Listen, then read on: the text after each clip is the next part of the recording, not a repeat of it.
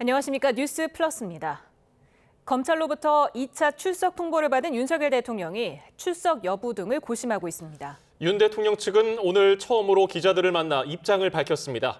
취재기자 연결해서 자세한 내용 들어봅니다. 김다현 기자. 네, 검찰 특별수사본부입니다. 네, 윤 대통령 측 어떤 입장을 밝혔습니까? 네, 윤석열 대통령 측 석동현 변호사는 현재 내란 혐의와 관련해 수사가 진행되는 것에 대해 내란죄 성립을 전혀 동의할 수 없다고 밝혔습니다. 정권을 가진 사람이 정권을 찬탈하기 위해 내란을 일으키느냐며 폭동도 없었던 만큼 내란죄가 성립할 수 없다는 입장입니다. 윤 대통령 측은 또 대통령이 탄핵법정에서 소신껏 입장을 피력할 거라고 말했습니다. 변호인단은 아직 완성되지 않은 상태인데요. 아직 선임계 제출은 이루어지지 않았지만 일단 김홍일 전 방통위원장과 윤갑근 변호사가 합류할 예정이고 변호인 추가 합류 가능성도 있습니다. 윤 대통령 측은 수사와 탄핵 심판 절차를 동시에 하지 못하는 만큼 이 부분에 대해 조정이 필요하다는 입장도 덧붙였습니다. 마찬가지로 여러 기관이 서로 경쟁하듯 출석 요구와 강제 수사를 언급하는 부분에 대해서도 조정이 필요한 것 같다고 전했습니다. 검찰 등 수사기관의 소환 통보에 응할지가 가장 관심인데요. 이 부분은 어떤 입장을 밝혔습니까? 네, 검찰특별수사본부는 어제 윤 대통령에게 이번 주 토요일 서울중앙지검에 나와서 조사를 받으라고 2차 소환 통보를 했는데요. 변호인 선임 문제를 이유로 첫 소환 요구를 거부한 윤 대통령이 이번에는 소환 요구에 응할지가 관심이었습니다. 오늘 기자들을 만난 윤 대통령 측은 대통령 출석 여부에 대해 말을 아꼈습니다. 수사기관이 부른다고 가는 게 다 법치는 아니라면서도 윤 대통령이 법 절차에 따르겠다는 의지가 확고하다고 전했습니다. 공조본이 윤 대통령에게 내일 출석을 요구한 것과 관련해서는 일단 내일은 아니라고 설명하기도 했습니다. 내일 공수처 출석에는 응하지 않겠다는 의사를 밝힌 겁니다. 검찰은 만약 대통령이 재차 소환에 불응할 경우 법원에서 체포영장을 발부받아 신병 확보에 나서는 방안도 검토할 것으로 보입니다. 네, 군 수뇌부 수사도 한창인데요. 김용현 전 장관 구속기한이 연장됐다고요? 네, 그렇습니다. 김용현 전 국방부 장관의 구속기한은 오는 28일까지로 열흘 더 연장됐습니다. 시간을 더 확보한 검찰은 김 전 장관 소환 조사를 이어간다는 방침입니다. 계엄 선포 당시 계엄 사령관을 맡았던 박안수 육군참모총장은 구속영장이 발부됐습니다. 오늘 구속 전 피의자 신문이 있었는데 박안수 총장은 이 심사를 포기했습니다. 앞서 어제는 곽종근 특전사령관과 이진우 수방사령관이 증거인멸과 도주 우려가 있어 구속됐는데요. 이로써 검찰은 김용현 전 장관과 여인영 방첩사령관 등 계엄 사태의 군 핵심 인물의 신병을 모두 확보하게 됐습니다. 지금까지 검찰특별수사본부에서 YTN 김다현입니다. 경찰과 공수처 등으로 구성된 공조수사본부가 윤석열 대통령이 1차 출석 요구를 거부한 것으로 판단한다고 밝혔습니다. 대통령실 경호처 서버에 대한 압수수색도 경호처와의 대치로 7시간 넘도록 시작도 못했습니다. 취재기자 연결합니다. 이현정 기자. 네, 경찰청 국가수사본부입니다. 네, 공조본이 윤석열 대통령이 출석 요구를 거부한 것으로 판단했군요. 네, 공조수사본부는 윤 대통령이 내일 소환조사를 받으라고 한 요구에 불응한 것으로 간주하겠다고 밝혔습니다. 윤 대통령이 출석 요구서를 수신하지는 않았지만 통보 사실을 충분히 인지했을 거라고 본다는 겁니다. 오동훈 공수처장은 오늘 국회 법사위에서 그다음 적법한 절차를 취하겠다고 밝혔는데요. 윤 대통령에 대한 체포영장 청구 등 강제 수사를 검토하겠다는 뜻을 내비친 겁니다. 앞서 공조본은 우체국 시스템상으로 볼 때 대통령실에 보낸 출석 요구서는 미배달 상태, 대통령 관저에 보낸 출석 요구서는 수취 거부로 반송됐다고 설명했습니다. 공조본은 다만 누가 우편물 수령을 거부했는지는 알 수 없다고 밝혔습니다. 앞서 공조본은 윤 대통령에게 내일 오전 10시에 정부 과천청사에 있는 공수처로 출석하라고 통지했습니다. 공조본은 우선 내일 오전 10시 이후 윤 대통령에게 다시 출석을 요구할지 결정하겠다는 방침입니다. 이런 가운데 대통령실 경호처 서버에 대한 압수수색이 아직 시작도 못했죠? 네, 공조수사본부는 대통령실 경호처에 보관된 서버를 압수수색하기 위해 7시간 넘게 민원실에서 대기하고 있습니다. 조지호 경찰청장의 보안 전화인 비화폰의 통신 기록 등을 확보하기 위해 별도의 영장을 발부받아 집행을 시도하고 있는 겁니다. 비화폰에는 도청과 통화 녹음 방지 프로그램이 설치돼 있어 통화 내역을 확인하려면 서버 확보가 중요한 것으로 전해졌습니다. 구속된 조지호 경찰청장은 계엄 당시 비화폰으로 윤 대통령과 6차례 통화했고 이때 윤 대통령이 의원들을 체포하라고 지시했다고 밝혔습니다. 하지만 경호처와의 대치가 계속 이어지면서 관련 통화 내역을 확보할 수 있을지는 미지수입니다. 공조수사본부는 오늘 조 청장의 공관에 대해서도 4시간 넘게 압수수색을 벌였는데요. 앞서 조 청장은 계엄 선포 3시간 전 대통령 안가에서 윤 대통령을 만나 A4 용지 1장 분량의 계엄 관련 지시 문건을 건네받고 공관으로 돌아와 찢어버렸다고 진술했는데 관련 자료를 확보했을지 주목됩니다. 지금까지 경찰청 국수본에서 YTN 이현정입니다. 윤석열 대통령이 헌법재판소가 보낸 국회의 탄핵소추안 의결서 등 관련 문서를 아직 받지 않은 것으로 파악됐습니다. 탄핵 심판이 지연될 수 있다는 우려가 나오는데요. 취재기자 연결해서 자세히 알아봅니다. 권준수 기자, 헌재는 이미 탄핵 심판 관련 문서를 보낸 상태죠? 그렇습니다. 헌법재판소가 윤 대통령에게 탄핵 심판 의결서를 보낸 건 어제 오전인데 아직 송달 중인 것으로 확인됐습니다. 대통령실로의 인편과 일일 특별수송 우편, 전자문서 시스템 3가지 방식을 활용했는데요. 헌재는 대통령 비서실 행정관에게 인편으로 의결서를 전달했지만 접수증을 받지 못했다고 밝혔습니다. 헌재는 우편과 전자문서 시스템에서도 송달 확인이 되지 않았다고 설명했는데요. 윤 대통령 측은 의결서 등을 송달받은 때로부터 7일 이내에 답변서를 제출해야 합니다. 송달이 미뤄지면서 기한도 늦춰질 전망입니다. 만약 관련 서류가 끝까지 전해지지 않는 경우에 대해서는 재판부에서 대안을 결정할 것이라 밝혔습니다. 네, 지금 헌법재판관 정원이 채워지지 않은 상태인데 심리 이후에 결정이 가능할까요? 네, 말씀하신 것처럼 현재 헌법재판관은 9명 정원 중 3명이 공석입니다. 이와 관련해 헌재는 헌법재판관 6명으로도 심리뿐만 아니라 결정까지 가능한지 재판부에서 다시 논의하고 있다고 설명했는데요. 여당에서 한덕수 대통령 권한대행이 국회 추천목 헌법재판관을 임명할 수 없다고 주장하는 것에 대해서는 과거 황교안 대통령 권한대행이 임명한 사례가 있다고 반박했습니다. 또 헌재는 윤 대통령 탄핵 심판의 변론은 생중계하지 않을 것이라고 밝혔는데요. 다만 박근혜 대통령 탄핵 심판 당시와 마찬가지로 변론 이후 녹화 영상을 제공할 예정입니다.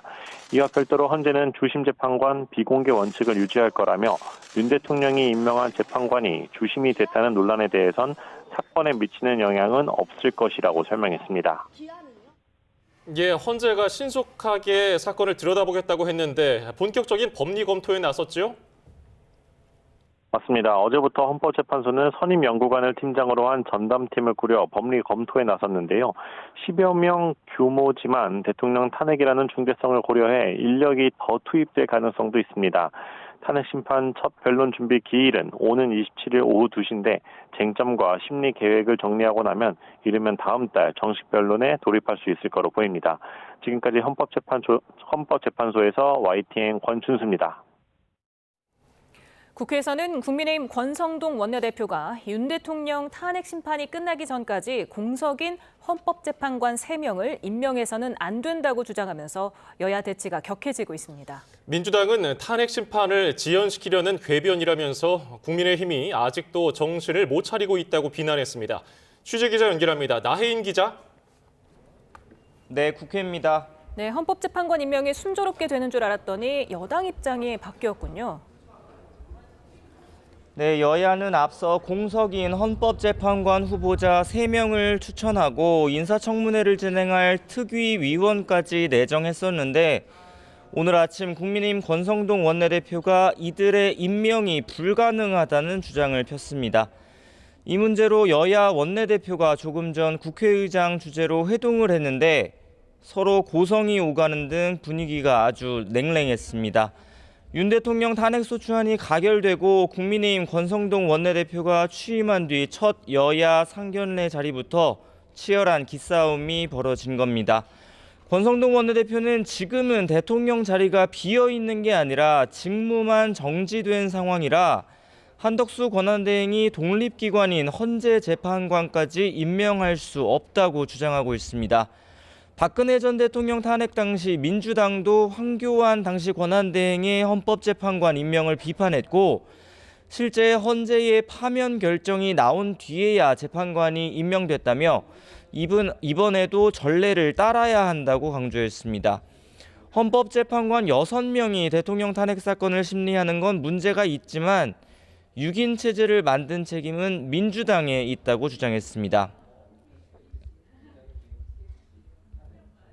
지난 8년 전에 박근혜 대통령 탄핵 당시에 민주당의 당시 추미애 당대표, 또 우상호 원내대표, 그리고 나중에 법무부 장관을 역임한 박범계 법사위 간사 모두 대통령 권한대행은 헌법재판관을 임명할 수 없다라고 주장을 했고, 하지만 민주당은 박근혜 전 대통령 탄핵 때 황교안 권한대행이 임명했던 헌법재판관은 대법원장이 추천한 인사였다고 반박했습니다. 민주당은 박 전 대통령이 직접 임명했던 당시 헌법재판소장의 후임 임명을 반대했던 거라며 현재 공석인 헌법재판관은 모두 국회 추천 몫이라 권한대행이 당연히 임명해야 한다고 주장했습니다. 윤 대통령 탄핵 심판의 공정성을 위해서는 9인 체제를 복원해야 한다며 국민의힘이 거부하면 내일 야당 단독으로라도 인사청문 특위를 구성해서 헌법재판관 청문회를 진행하겠다고 밝혔습니다. 권성동 원내대표님은 박근혜 전 대통령 탄핵 결정 전인 2017년 2월에 탄핵 심판은 빠르면 빠를수록 좋다. 시간을 끌면 그만큼 나라도 불안정해진다고 말씀하셨습니다. 저도 같은 말씀 드리겠습니다. 서둘러 주십시오. 우원식 국회의장은 여야 원내대표에게 일단 12.3 비상계엄 사태의 진상을 규명할 국정조사위원들을 조속히 추천해달라고 요청했습니다. 하지만 이 부분도 민주당은 호응했지만 국민의힘은 이미 수사기관의 수사가 진행 중인 만큼 실효성이 있겠느냐며 내일 의원총회에서 논의해보겠다고 답했습니다. 지금까지 국회에서 YTN 나힌입니다. 최상목 부총리 겸 기획재정부 장관이 지난 3일 밤 계엄을 강하게 반대하면서 사퇴를 결심했고 지금도 같은 생각이라며 결과적으로 지금과 같은 상황을 막지 못한 점에 책임을 통감하고 있다고 말했습니다. 그러면서 책임을 마무리하는 대로 직을 내려놓겠다고 말했습니다. 최 부총리는 자신의 개인의 거취 표명이 외신에 보도될 경우 대외 신인도에 부정적인 영향을 줄 수 있다는 공직의 무게감도 함께 자신을 누르고 있다고 밝혔습니다. 외교부는 비상계엄 사태 당시 계엄 선포를 옹호하는 내용의 입장을 외신 기자들에게 전달한 유창호 부대변인에 대한 조사에 착수했습니다. 외교부 당국자는 유 부대변인이 현재 정상적으로 출근한 상태라면서 아직 직무에서 배제된 건 아니고 조사 결과에 따라 인사조치 여부도 결정될 거라고 설명했습니다. 네, 전국 상황 이창근 국민의힘 하남을 당협위원장 그리고 서용주 전 더불어민주당 상근부 대변인과 좀 더 짚어보겠습니다. 어서 오세요. 네, 안녕하세요. 네, 윤 대통령 측이 오늘 입장을 발표했습니다. 내일 공조본 출석은 아니다. 이번 주 토요일 검찰 출석은 아직 말하기가 좀 어렵다. 이런 입장을 밝혔는데 그럼 언제 가능하다는 겁니까? 아직까지는 이제 윤 대통령 입장에서는 수사본부가 이제 통일되지 않았지 않습니까? 그런 데 대한 불만도 있는 것 같고요. 그리고 여러 가지 현재의 그런 탄핵 소추 결과서도 맞지 않고 그렇기 때문에 시간 끌기 이런 부분을 하고 있는데 그 이면에는 변호인단 구성이 아직 완전히 안 된 부분도 작용하는 것 같습니다. 그러한 부분도 봐야 될 것 같고요. 그래서 출석을 계속 지연시킬 수는 없을 것 같고요. 언젠간 출석해야 되는데 아마 실질적인 사유는 변호인단 구성에 있는 것 같고 두 번째 사유는 수사본부에 대한 어떤 통합 그리고 여러 가지 불만 그런 부분이 있는데 그래도 표면적으로는 그 얘기를 했습니다. 윤 대통령이 법을 준수하겠다 그런 얘기를 했기 때문에 마냥 이러한 출석을 연장할 수는 없을 것 같고요. 언젠가 출석해야 되는데 하루빨리 정리가 돼야 되겠죠. 예. 네. 예. 뭐 수사와 탄핵 심판 절차가 동시에 이루어져서 좀 조정이 필요하다. 경쟁하듯이 출석 요구하고 있는데 이게 좀 조정이 필요하다고 했는데 이게 정리가 다 된 다음에 나가겠다는 뜻으로 봐야 될까요?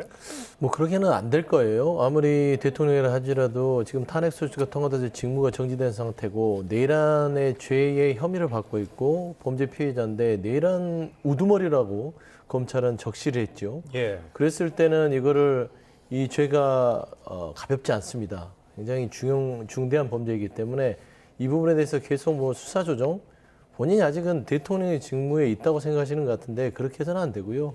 일반 범죄 피해자와 똑같이 수사기관에 수사 협조를 하는 것이 맞고 본인이 또 이 탄핵 소추를 당하기 전에 법적인 책임 지겠다라고 국민하고 약속을 했잖아요. 그러면 대통령으로서 최소한의 도덕적 책임과 자존심을 지킨다면 양심이 있다면 출석을 해서 조사를 받는 게 혼란을 초래하지 않는 것인데 다만 수사권에 대한 이 여러 군데에 있어서의 수사는 조정할 필요는 있는 것 같아요. 예.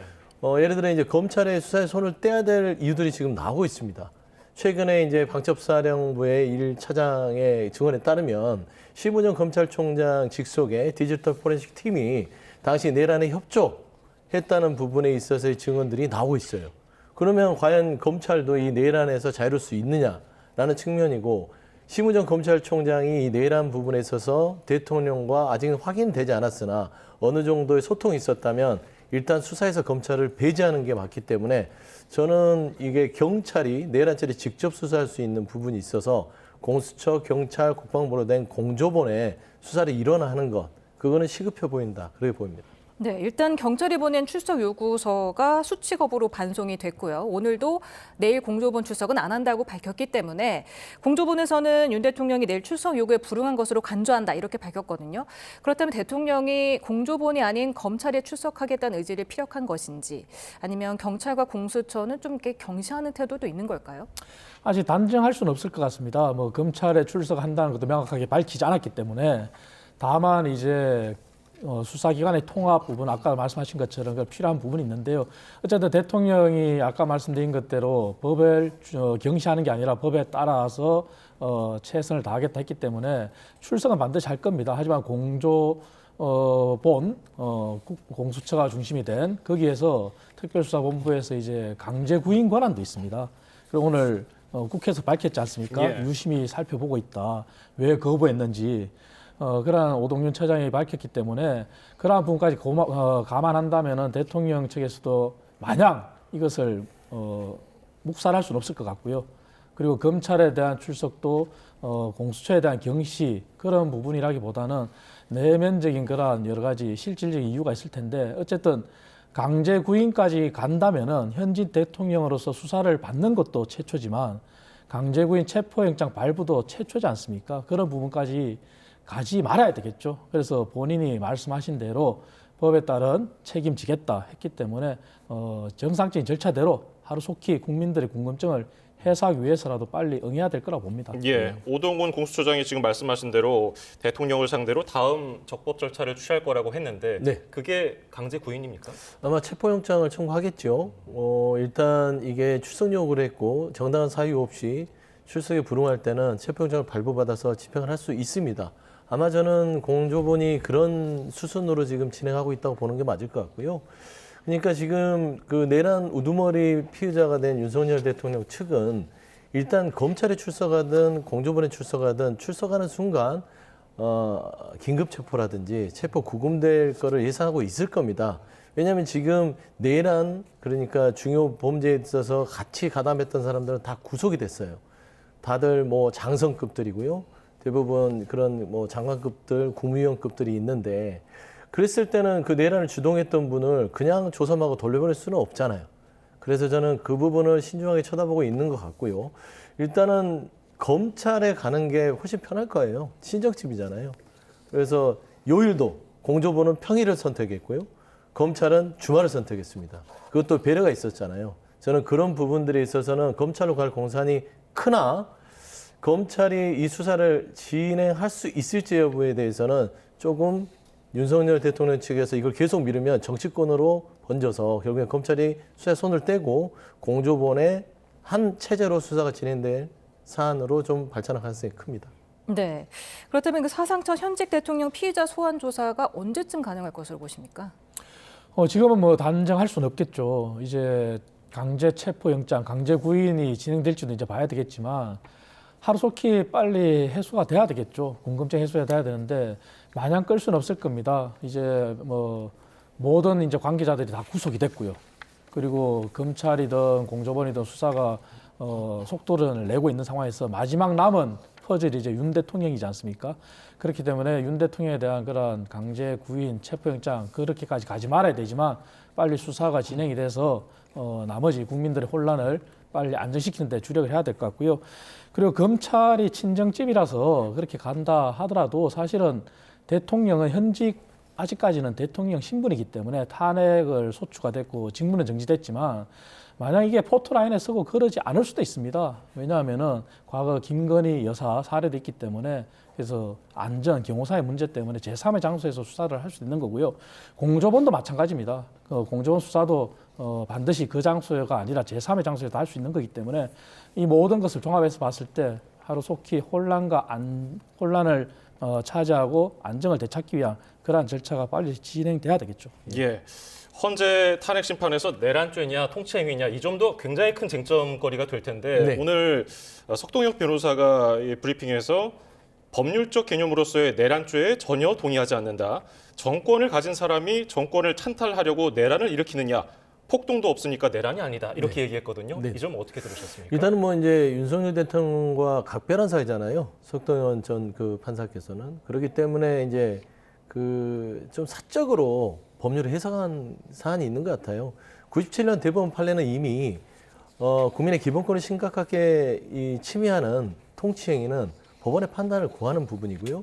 특히나 군을 동원해서 국회에 진입하고 말하자면 무력으로 제압하려고 했던 여러 가지 문서가 나온 이상 이거는 통치행위를 넘어서서 실체적 요건을 못 갖춘 내란죄라고 보는 게 맞을 것 같아요. 그러니까 지금 어떤 탄핵 우정들을 발휘할 수는 있어요. 주변에 뭐 김홍일 지금 대표 변호사라든지 지난해 뭐 권익위원장도 하고 방통위원장도 했지 않습니까?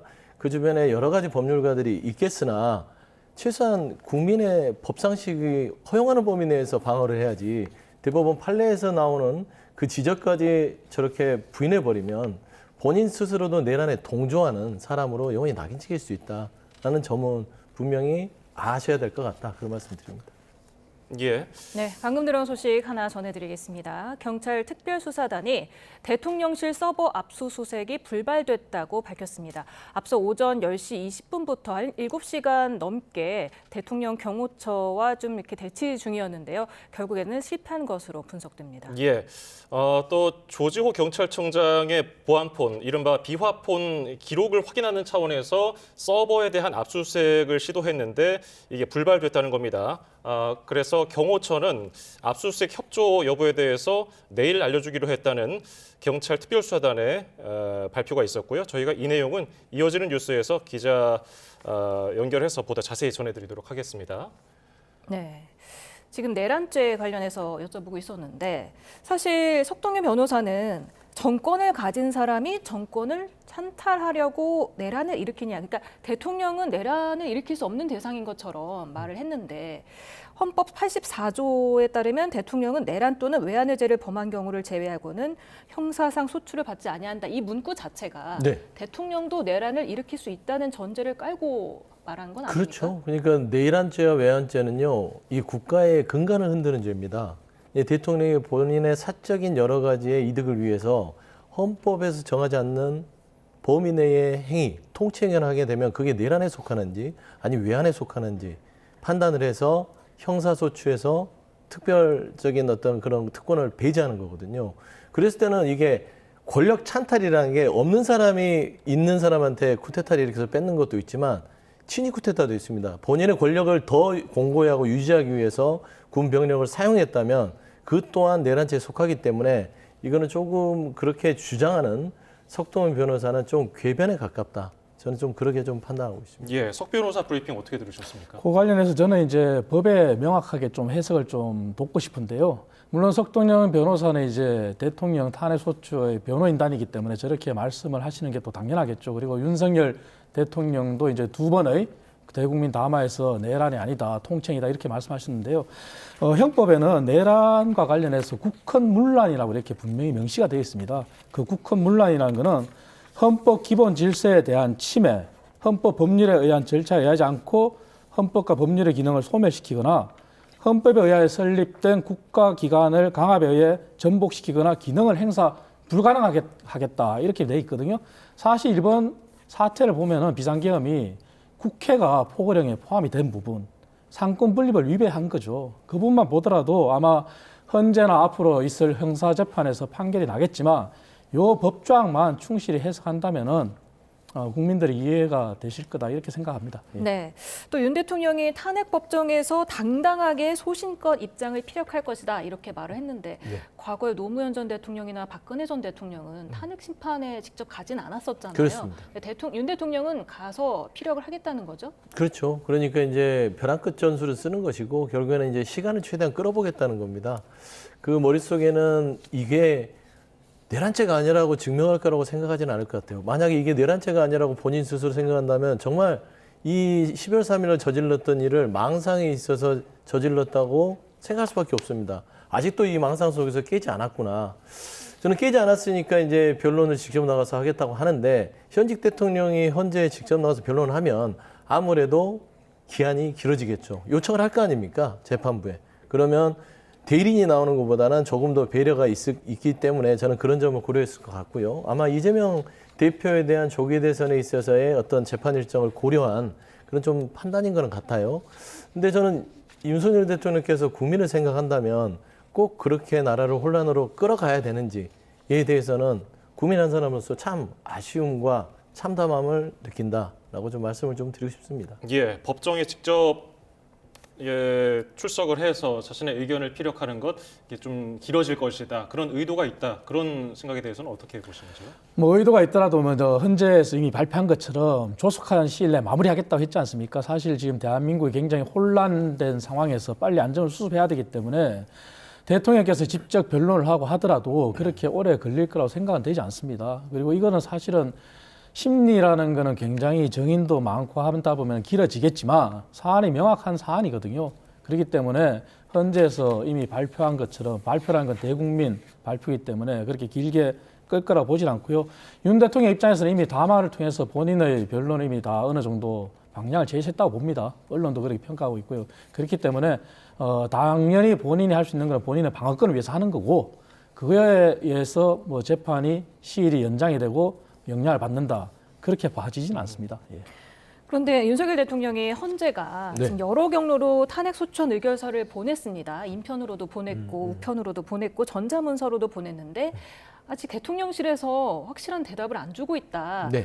이렇기 때문에 헌재 절차가 지연되는 거 아니냐 이런 우려도 나오고 있습니다. 그러니까 이제 끝까지 국민들을 속이는 행위죠. 그냥 당당하게 하겠다고 말은 해놓고서는 정작 보이는 행동은 움츠러들고 비겁하게 피하고 대통령이라는 직무가 정지됐으나 아직도 그 대통령의 직에 대한 예우를 받고 싶은 그런 의도 아니겠습니까? 어떤 대한민국 국민이 이런 수사기관의 압수수색과 출석 통보를 거부할 수 있죠? 누가 할 수 있어요? 대통령이 해서는 안 되는데 하고 있어요. 그러니까 법치를 지키는 모습을 대통령이 솔선수범해야 됨에도 불구하고 본인이 법치하면서 본인이 법치를 깨고 있어요. 그러니까 국민들이 더 이상 이 직무가 정지된 윤석열 대통령에 대해서는 기대를 할 게 없다. 참 부끄러운 모습들이 계속 보이는 것이고 보수에서도 계속 이 수사기관의 어떤 수색과 출석 요구와 변론 기일에 대한 통지에 대해서 기피하는 걸 보면서 창피할 거예요. 보수의 가치라는 것은 법치, 이런 전통, 제도를 지키는 거에 대해서 굉장히 엄격하지 않습니까? 근데 그마저도 헌신처럼 버리고 있는 모습을 보면 참 국민의힘에 있는 권선동 원내대표도 말은 헌재 소장에 대해서는 뭐 동의할 수 없다. 권한대행은 안 된다라고 하지만 창피할 것이다. 좀 그래 보입니다. 예, 오늘 윤 대통령 변호사단이 윤 대통령이 법 절차에 따르겠다는 의지가 확고하다고 했는데 지금 대통령실로 간 건 미배달이고 관저로 간 거는 수치 거부로 알려졌다고 지금 공조본이 얘기를 했거든요. 이것도 뭐 일종의 방어권입니까? 뭐 공조본은 이제 출석 요구서죠. 요구서 관련해서 이제 송달이 안 됐다는 부분이고 아까 헌재 말씀하신 부분인데 이제 헌재는 아마 아까 계속 제가 지속적으로 말씀드리는 실질적인 요인, 변호인단 구성이 안 됐기 때문에 그러한 요인이 작용하지 않았나 이래 봐지는데요.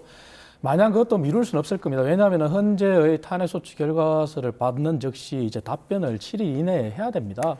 그 7일이라는 시간이 있기 때문에 그런 헌재와 대비한 변호인단 구성과 관련돼서 그러한 게 아닐까 추측해 보는데요. 예. 대통령이 그렇게 말씀하셨기 때문에 당연히 지켜야 되겠죠. 하지만 저는 민주당도 참 문제라고 보는 게, 물론 윤 대통령이 계속 저렇게 시간을 마냥 끈다면은, 변호인단이 구성이 됐음에도 불구하고 송달을 받지 않고 끈다면은 분명히 지적해야 되겠죠.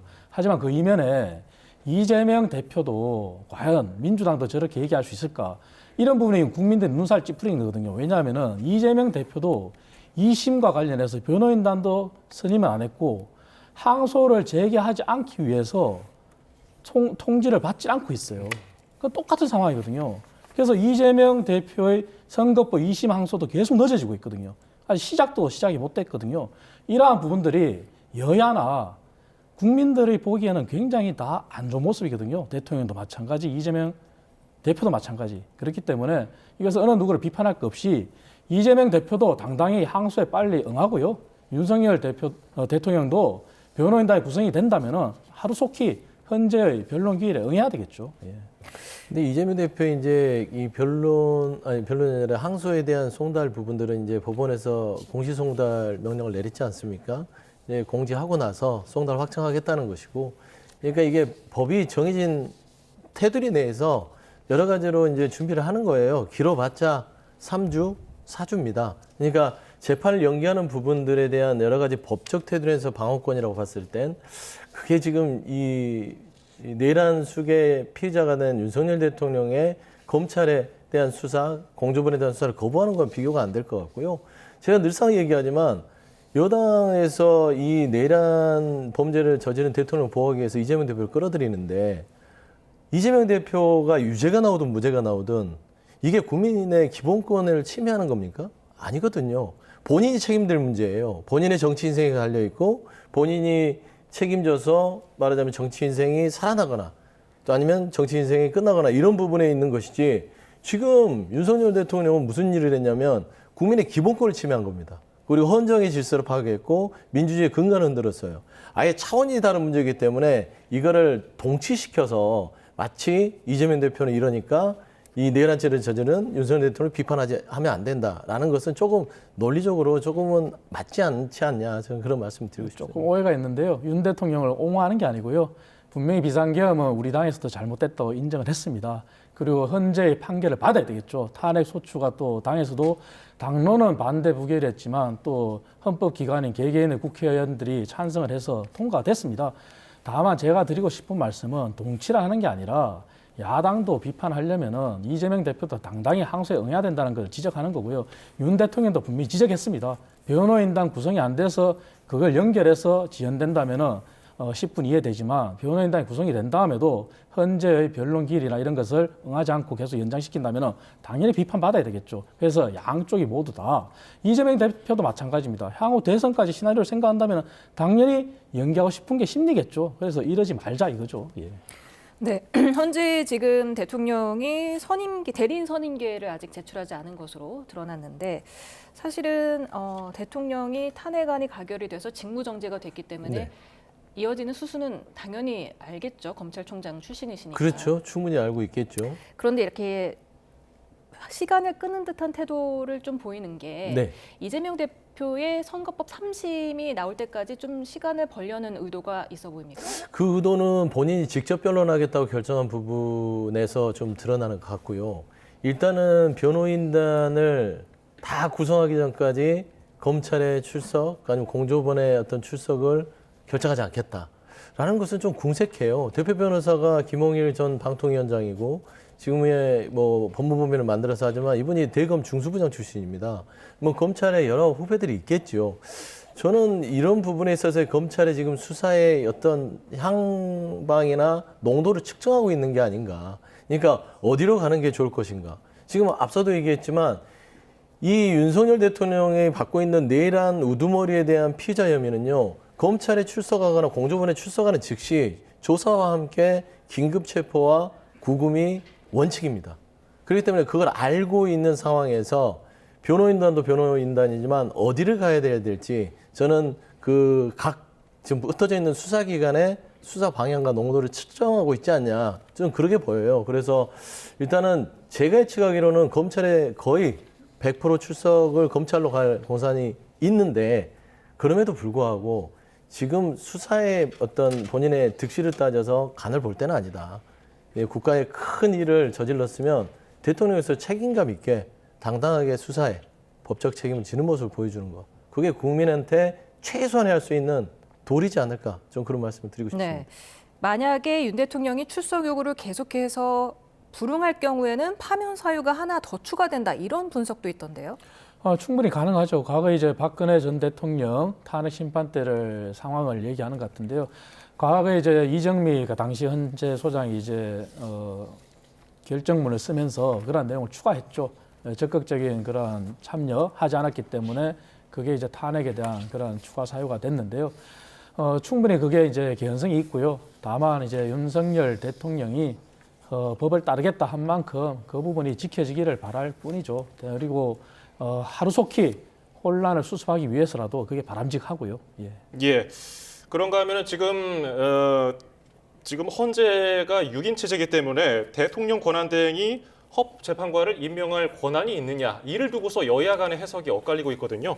저희가 권성동 원내대표 그리고 박찬대 원내대표의 목소리 듣고서 이야기 이어가겠습니다. 지금은 대통령이 고리 상황이 아닌 직무정지 상황이기 때문에 한덕수 권한대행은 대통령의 탄핵 심판, 탄핵 결정 전까지 헌법재판관을 임명할 수 없습니다. 지난 박근혜 대통령 탄핵 정국 당시 민주당은 황교안 권한대행의 헌법재판관 임명권 행사는 민주주의의 훼손이라고 비판한 바가 있습니다. 즉 지금 민주당의 헌법재판관 임명 속도전은 과거 민주당의 주장과 180도 달라진 것입니다. 권한 대행은 거리 시 임명할 수 있지만 직무 정지 시에는 할 수 없다고 주장했는데 터무니없는 주장입니다.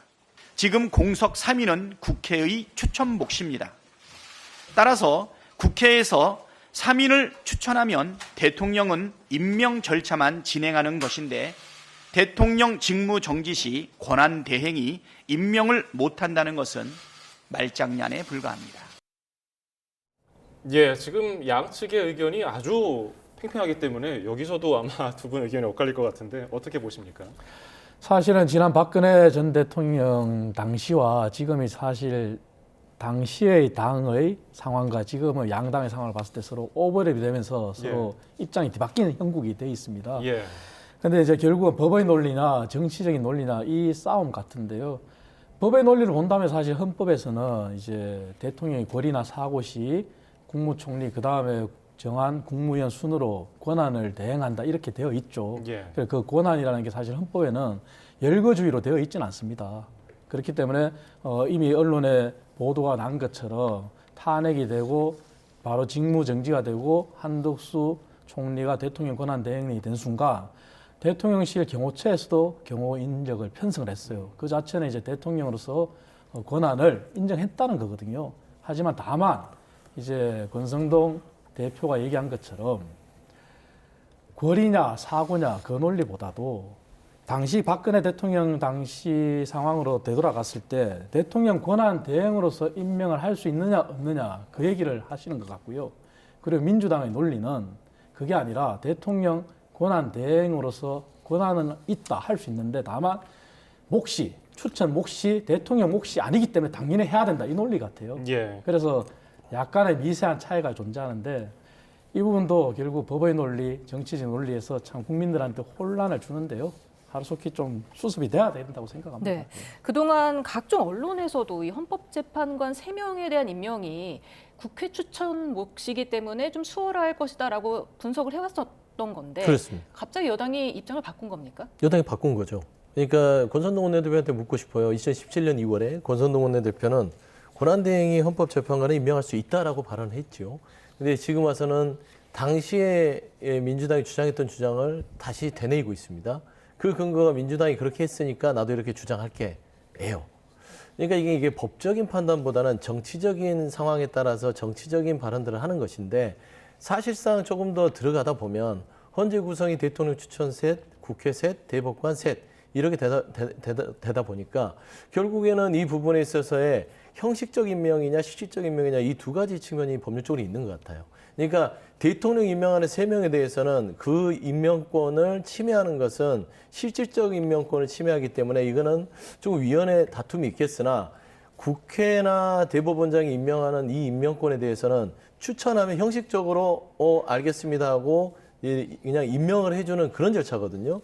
그렇기 때문에 상식적으로는 국회 추천목을 거부할 법률적 근거는 없다고 보는 게 맞을 것 같아요. 그리고 현재 이 국회에 추천된 3분도 이미 추경호 원내대표가 있을 당시에 여야가 합의해서 추천한 사람들입니다.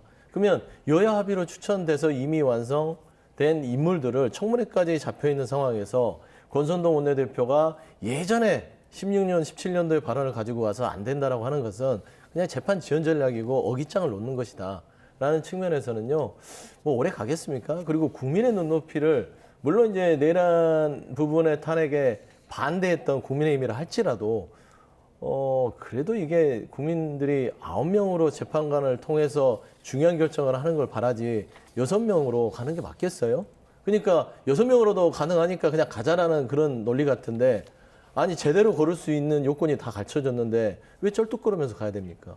그냥 3명에 대해서 여야 합의된 대로 청문회 거치고 9명 체제로 해서 4월 18일 이전에 판단하면 훨씬 더 이게 명분이 있는 거 아닐까라는 차원에서는 권선동 원내대표의 이런 입장들은 조금은 설득력이 떨어진다. 좀 그렇게 보고 있습니다. 예, 방금 말씀하신 대로 여당의 재판 지연 작전이라는 의견에 대해서는 어떤 생각이십니까?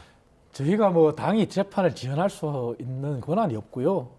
왜냐하면 헌재에서 이미 발표했습니다. 6명으로도 충분히 심의 판결이 가능하다고 했기 때문에 설사 이 사태가 장기화된다 하더라도 대통령의 답변서가 도착하고 그리고 헌재에서는 당연히 국회가 또 탄핵 소추를 청구한 당사자이지 않습니까? 국회에 또 의견서를 구할 겁니다. 그렇게 된다면 심리는 진행이 됩니다. 다시 말해서 아무리 국회에서 임명권을 가지고 서로 싸우더라도 헌재에서는 헌재의 시간대로 갈 거예요. 그렇기 때문에 그것을 지연은 전략이다. 이렇게까지 해석하는 것은 과대 해석이다. 그렇게 저는 생각합니다. 네. 여야가 어떤 주장을 하든지 간에 선택은 한덕수 권한대행에게 있는 거 아니겠습니까? 그렇습니다. 한덕수 권한대행 어떤 선택을 할까요?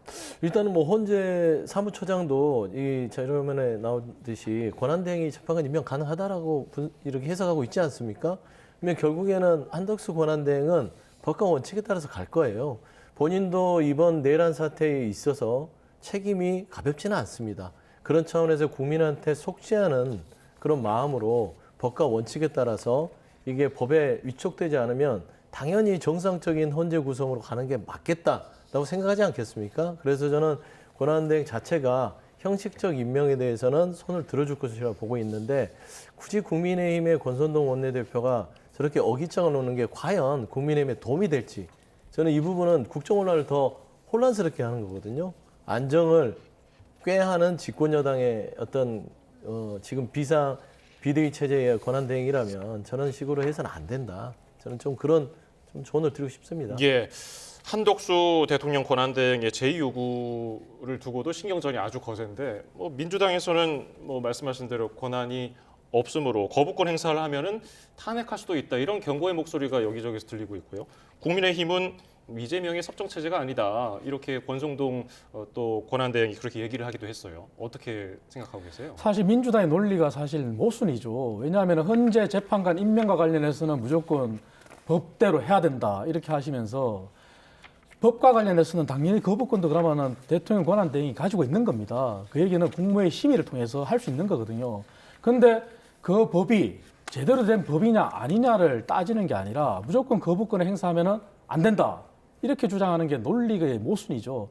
지금 민주당이 일방적으로 통과시킨 법 중에는 물론 김건희 여사 특검법도 있지만 그 외에 민생을 생각했을 때 우리 당이 줄기차게 반대한 법안들이 있습니다. 대표적인 게 양곡관리법인데요. 예. 그러나 양곡관리법 같은 경우도 제대로 된 논의가 없이 또 일방적으로 통과됐단 말이에요. 근데 반대편에서는 우리나라의 미래를 위해서 AI법이나 반도체법을 또 통과시키지 않고 있단 말이에요. 이런 걸 봤을 때 민주당의 논리도 앞뒤가 맞질 않아요. 정말 대통령 권한 대행으로서 권한을 다 인정하려면은 헌법재판관 임명도 그렇게 주장하듯이 거부권에 대해서도 그 권한을 인정을 해야 됩니다. 하지만 이거는 A는 인정을 하고 B는 인정을 안 해. 이거는 논리에 안 맞죠. 그래서 한덕수 권한 대행이 정말 법과 원칙대로 한다면은 거부권과 관련된 그 법안들도 정말 국무회의를 통해서 국가와 민생에 도움이 되는지 된다면은 당연히 거부권 행사하면 안 될 것이고 안 된다면 다시 거부권을 재요구를 해야죠. 예. 네, 지금 민주당에서는 박성준 원내수석부 대표가 한 라디오에서 이렇게 말했습니다. 그 한덕수 대행에 대한 탄핵 재추진 바로미터가 어디냐 했더니 내란 특검법과 김건희 특검법이라고 했거든요. 네. 이걸 만약에 제2요구권을 행사를 한다면 탄핵을 다시 추진할 수 있다는 말인데, 근데 사실 한덕수 대행이 국무총리일 때랑 지금은 대통령 권한 대행이기 때문에 그 탄핵안 가결 요건이 달라지지 않았습니까? 지금 200명 이상의 의원이 찬성을 해야 탄핵이 가결되는 거죠. 아마 그렇게 되겠죠. 근데 지금 이제 박성준 대변인께서 얘기한 거는 그럴 거예요. 양국법이나 이런 6개 법안에 대한 거부권에 대한 이 한덕수 권한 대행의 어떤 입장에 대해서 그거를 거부하면은 탄핵 사유를 하는 게 아니라 내란 사태에 대한 특검이죠.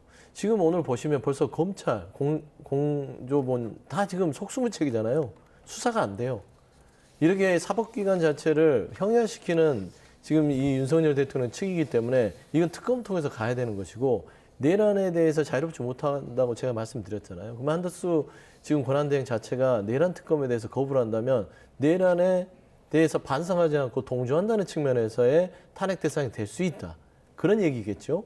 거기에 이제 김건희 특검 자체도 지금 뭐 국민의힘에서 지난번에 2표 부족하게 부결이 되긴 했으나 그럼에도 불구하고 저는 두 표 부족하게 말하자면 그런 통과가 됐으나 저는 그 부분에 대해서는 한덕수 총리도 굳이 본인이 예당사자가 아닌데 뭐 속된 말로 본인이 배우자도 아니잖아요. 그리고 이 김건희 여사 때문에 엄청난 이 국가적 혼란을 초래했기 때문에 저는 이 특검 2개는 굳이 한덕수 권한대행이 여기에 본인의 어떤 직을 걸고 갈 필요는 없을 것이다. 저는 그 말하는 것 같습니다. 네, 예. 한덕수 대행에 대한 탄핵은 사실상 불가능해 보입니다. 지금 여당에서 동조를 안 해줄 것 같은데 이런 상황에서 한덕수 권한대행이 어떤 선택을 할까요? 김건희 여사 특검법이나 내란죄 특검법에 대해서요? 뭐 저 개인적인 의견을 전제로요. 저도 내란 관련된 특검이나 그리고 김건희 여사 특검과 관련해서는 우리 당 일부 의원들도 찬성표를 던졌고 그 부분에 대해서는 이미 내란과 관련돼서는 윤 대통령을 제외한 그 외의 모든 당사자들이 이미 다 구속이 됐고요.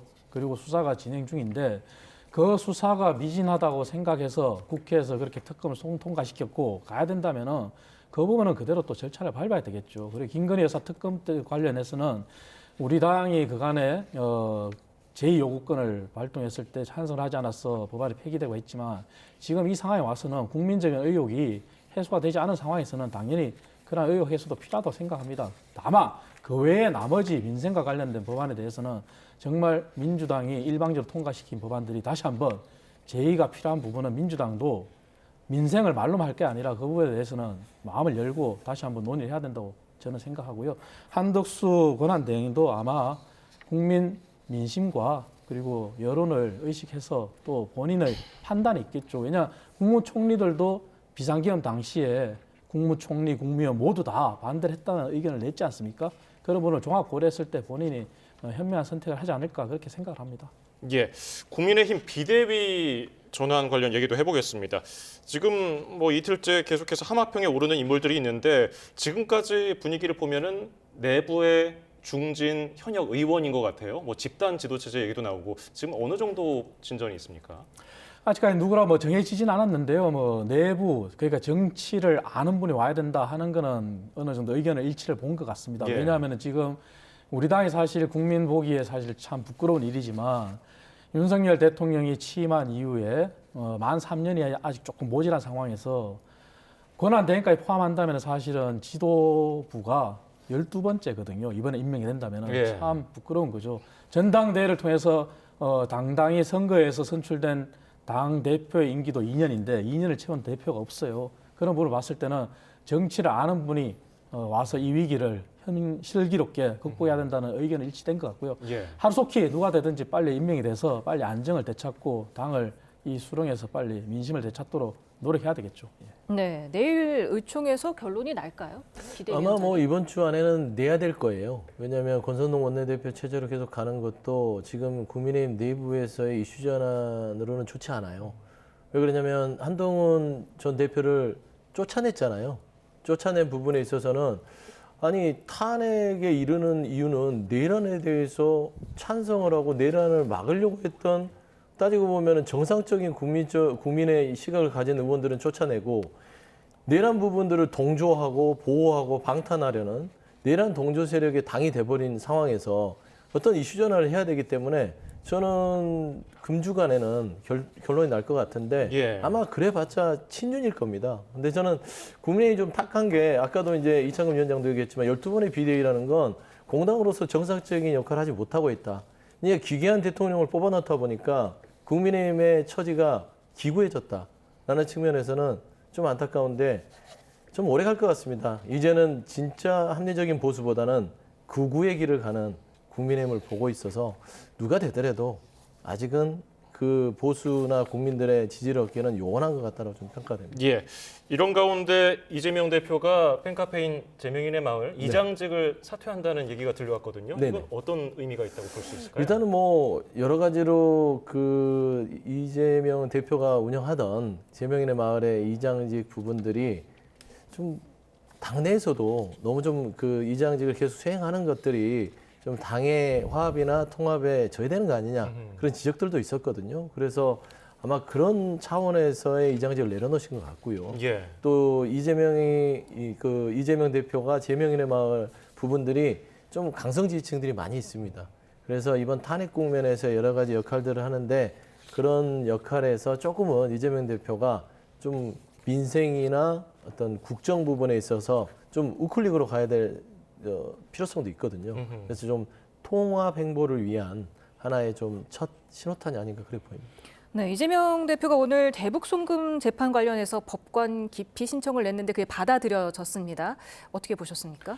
저 부분도 마찬가지입니다. 아까 말씀드린 선거법 관련해서 이제 송달 안 받고 고의 연기하는 것처럼 그리고 이장직을 사퇴한 것도 마찬가지고 정말 본인의 말대로 비상시국이 상황인 만큼 야당의 대표로 거대 야당의 대표답게 소임을 다한다면은 이 역할이 참 충실하다면은 박수를 보내야 되겠죠. 하지만 그게 아니라 이 모든 것을 봤을 때 재판을 지연시키고 법관을 기피하고 그리고 이장직을 사퇴하면서 대권 플랜으로 가는 것 듯한 이런 상황이라면 과연 국민들의 용납이 되겠습니까?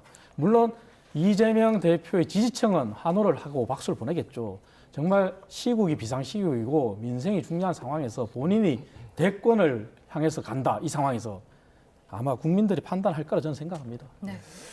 저는 이재명 대표에 대해서 자꾸 여당에서 뭐 본인이 조기 대선을 통해서 사법 리스크를 피하려고 빨리 하는 거 아니냐라고 하시는데 참 궁색해요.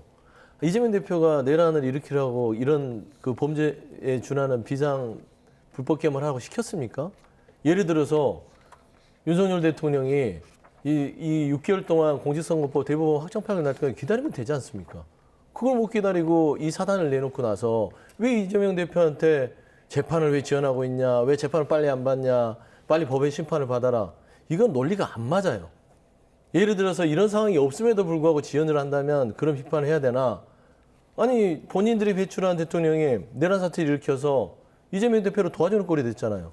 그래 놓고 나서 이재명 대표 재판 빨리 받아라, 피하지 마라 하는 것들은 좀 안 맞다. 그러니까 이재명 대표는 다 재판을 받고 있어요. 그리고 대장동 사건 같은 경우도 이거는 어차피 대선이 돼도 정상적으로 되더라도 대법원 확정판이 그냥 안 나는 사안입니다.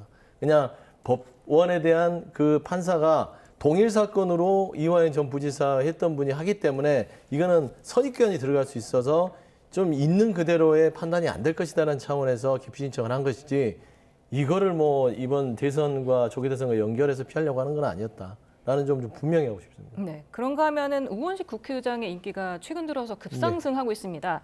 한국갤럽이 지난 10일에서 12일 전국 18세 이상 1,002명에게 신뢰도를 물었던 결과 우원식 의장 신뢰도가 56%로 1위를 기록하면서 이재명 대표를 넘어섰거든요.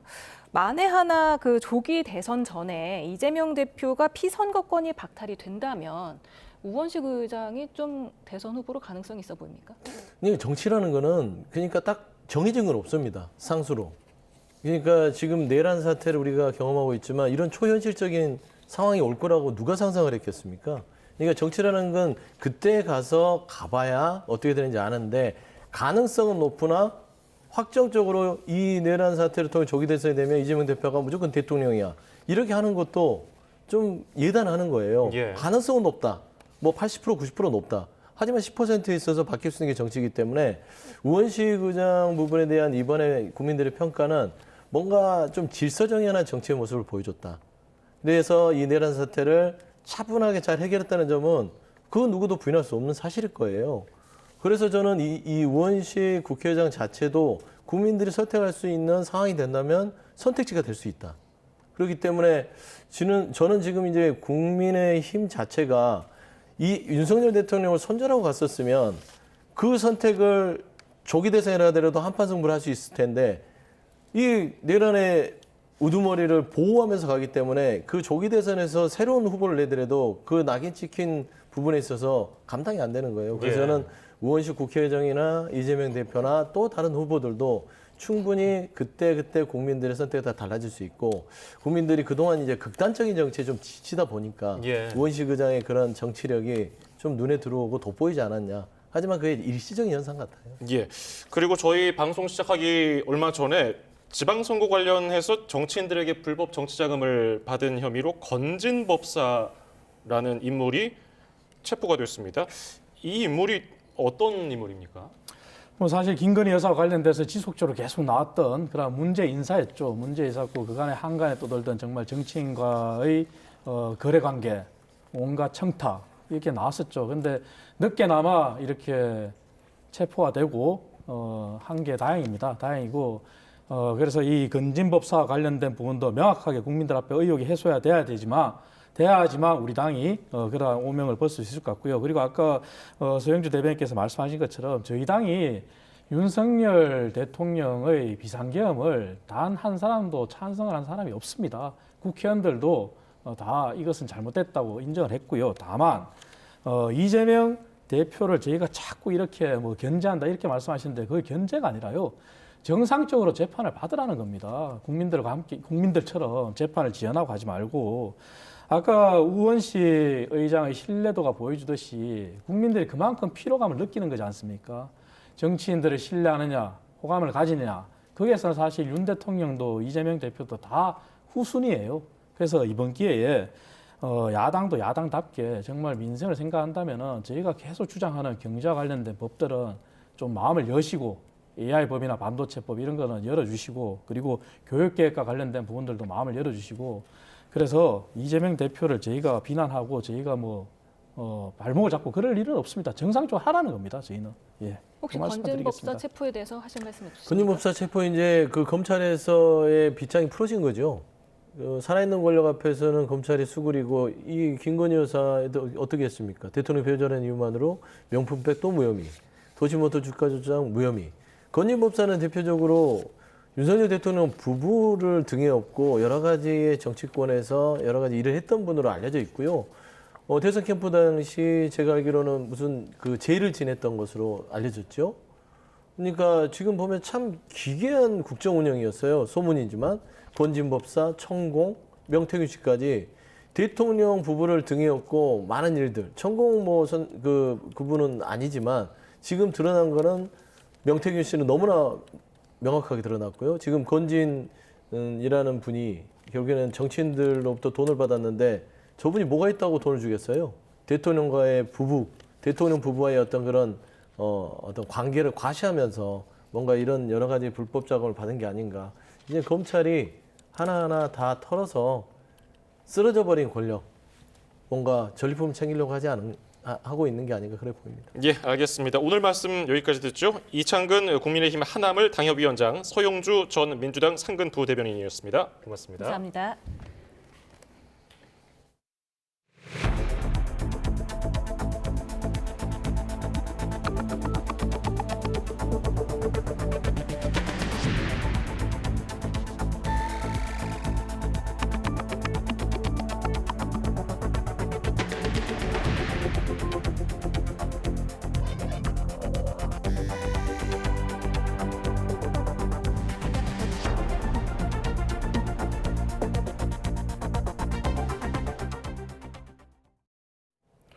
윤석열 대통령 측이 탄핵 뒤 처음으로 기자들을 만나 입장을 밝혔습니다.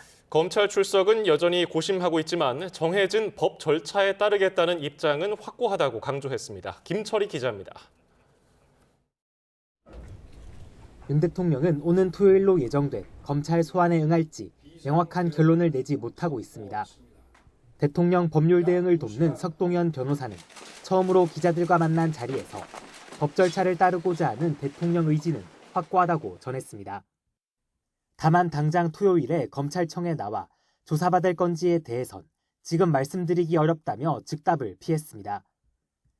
그러면서 직무만 정지됐을 뿐 엄연히 대통령 신분을 유지하고 있는 만큼 수사기관이 부른다고 가는 게 법치에 맞는 건 아닐 거라고 했습니다.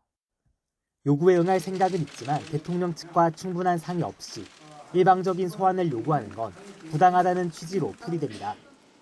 대통령 변호인단에는 김홍일 전 방송통신위원장과 윤갑근 전 대구고검장이 합류하기로 했습니다. 변호인들은 서울교대역 부근에 사무실도 구하며 본격적인 법적 대응을 준비하는 모습입니다. 이후 수사와 탄핵 영역을 나눠 변호인단을 따로 짤 계획인데 조만간 출석과 소환에 대한 입장도 정리해 발표할 거로 보입니다.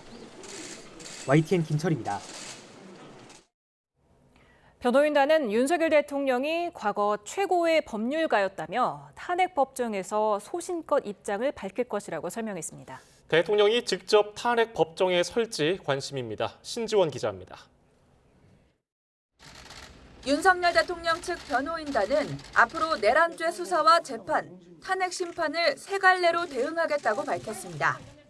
사실상 자문 역할을 맡은 윤 대통령 40년 지기 석동현 변호사는 비상계엄이 사회적 충격을 줬다고 인정하면서도 정권 찬탈이나 반란 목적이 없고 활동도 아니라며 내란죄가 성립할 수 없다고 강조했습니다.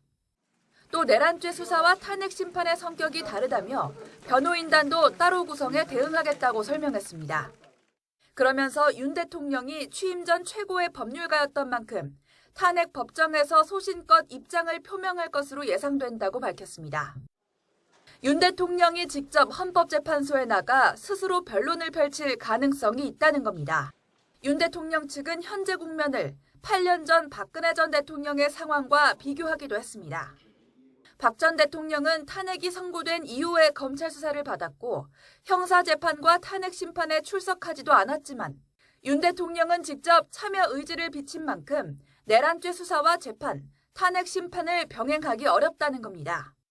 윤 대통령 측은 수사 과정에선 내란죄 자체를 부인하고 탄핵 법정에선 계엄을 결단하기에 이른 정치적 배경을 설명하며 방어 전략을 구축할 전망입니다. YTN 신지원입니다. 윤 대통령이 헌법재판소가 보낸 탄핵 소추안 의결서 등 관련 문서를 아직 받지 않은 것으로 파악됐습니다. 심판 절차 지연 우려가 나옵니다. 권준수 기자입니다. 헌법재판소가 윤석열 대통령에게 국회에 탄핵소추안 의결서 등을 보낸 건 지난 16일 오전입니다. 통지서를 받은 날로부터 7일 내에 답변서를 제출해달라는 내용도 포함됐습니다.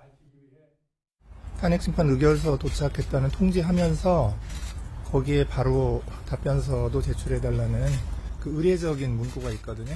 네, 그거를 발송했습니다. 그러나 윤 대통령은 관련 문서를 아직 받지 않은 것으로 확인됐습니다. 현재는 대통령 비서실 행정관에게 인편으로 의결서를 전달했지만 공식적으로 접수증을 받지 못했다고 설명했습니다. 특별수송 우편과 전자문서 시스템 등 다른 식으로도 시도한 송달도 완료되지 않았습니다. 대통령은 송달 중에 있습니다. 송달이 미뤄지면서 답변서 제출 기한도 늦춰지고 있습니다. 현재는 서류가 끝까지 전달되지 않는 경우 재판부에서 대안을 결정할 것이라고 밝혔지만 후속 절차 지연 우려가 나옵니다. 윤 대통령 측이 서류를 받지 못했다고 주장하는 등 시간을 끌 수 있기 때문입니다. 현재는 일단 사안의 중대성을 고려해 윤 대통령 탄핵 사건을 최대한 신속하게 심리하겠다는 입장입니다. YTN 권준수입니다. 내란 혐의를 받는 윤석열 대통령이 출석 요구서를 수령 거부한 것에 대해서 공수처가 절차에 따라 조치하겠다는 입장을 밝혔습니다. 오동훈 공수처장은 오늘 국회 법사위에 출석해서 소환 통지를 했고 수령을 거부하는 사태와 관련해 그 다음 적법한 절차를 취하겠다고 말했습니다. 윤석열 대통령 탄핵 소추안이 국회 본회의에서 가결되면서 국회 앞을 가득 메웠던 인파는 이제 종로로 넘어갔습니다. 탄핵 심판의 최종 결정 권한을 쥔 헌법재판소의 파면 결정을 요구하기 위해서인데요. 현장 취재기자 연결합니다. 양동훈 기자. 네, 서울 종로구 보신각 앞에 나와 있습니다. 네, 지금 현장 상황 어떻습니까? 네, 지금 보시는 것처럼 이제 집회 사전 행사가 벌어지고 있습니다. 윤석열 대통령 퇴진 집회를 이어온 시민단체 촛불행동은 잠시 뒤인 저녁 7시부터 본격적인 집회를 시작합니다. 이곳 보신각은 헌법재판소와 고작 1km 정도 떨어져 있는 곳인데요. 탄핵소추안이 국회 본회의를 통과하게 되면서 파면을 최종 결정하게 될 헌법재판소에 파면을 요구하는 목소리를 내기 위해 시민들이 모인 겁니다. 집회를 직접 찾아온 고등학생 목소리 잠깐 들어보겠습니다. 재판관님들께 꼭 만장일치로 탄핵을 결정을 하셨으면 좋겠다는 마음에 한번 목소리를 내고 싶어서 나오게 되었습니다. 지난주 여의도 집회처럼 오늘도 다양한 K-팝 음악을 틀면서 집회를 진행합니다. 잠시 뒤인 저녁 8시부터는 헌법재판소가 있는 안구역 방향으로 행진할 예정입니다. 촛불행동은 이번 주 내내 저녁마다 이곳에서 집회를 벌이며 헌법재판소에 파면을 요구하는 목소리를 낼 방침입니다. 여의도에서 대규모 인파를 불러 모았던 민주노총과 시민사회 주축인 윤석열 즉각 퇴진 사회대개혁 비상행동은 어제 집회를 마지막으로 주중에는 잠시 쉬어간 뒤 토요일에 다시 대규모 집회를 연다고 밝혔습니다. 과거 사례를 생각해보면 노무현 전 대통령 탄핵 심판은 2개월여, 박근혜 전 대통령의 경우는 3개월여 만에 결론이 나왔습니다. 이번에도 탄핵 심판 선고까지는 수개월이 걸릴 것으로 전망되는 만큼 파면을 요구하는 시민들의 목소리도 당분간 이어질 전망입니다. 지금까지 서울 종로구 보신각 앞에서 YTN 양동훈입니다. 서울 곳곳에서 보수단체들의 윤석열 대통령 탄핵 반대 집회도 열렸습니다. 대한민국 바로세우기 국민운동본부 등 보수 성향의 탄핵 반대 단체는 오늘 낮 1시 헌법재판소와 인근에서 윤석열 대통령 탄핵 무효 국민대회를 열고 계엄 선포는 정당한 행위였다고 주장했습니다. 또 오후 2시부터는 광화문 동화면세점 앞과 서울중앙지방검찰청 앞에서도 집회를 열고 이번 탄핵 소추안 가결은 무효라고 목소리를 높였습니다. 헌법재판소가 재판관 9명 가운데 3명 공석인 상태로 윤 대통령 탄핵 심판 준비 절차에 착수한 가운데 연말까지 빈자리를 모두 메우려는 민주당 계획에 국민의힘이 제동을 걸었습니다. 탄핵안 인용 전까지는 한덕수 대통령 권한대행이 헌법재판관을 임명할 수 없다고 주장한 건데요. 야당은 탄핵을 늦춰보려는 궤변이라고 반박했습니다. 송재인 기자의 보도입니다.